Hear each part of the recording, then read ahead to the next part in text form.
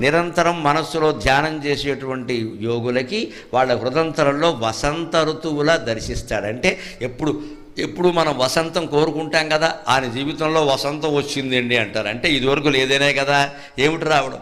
శిశిర ఋతువు వచ్చింది ఇదివరకు. శిశిరం అంటే అన్ని ఆకులన్నీ రాలిపోవడం, ఎండిపోవడం. వసంతం అంటే అన్నీ చిగురించడం.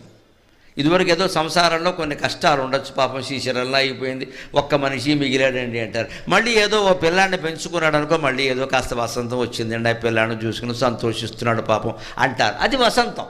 ఈ వసంతం మన జీవితాల్లో నిరంతరం ఉండాలంటే భగవదారాధన చెయ్యాలి. అప్పుడు వసంత ఋతువే ఉంటుంది.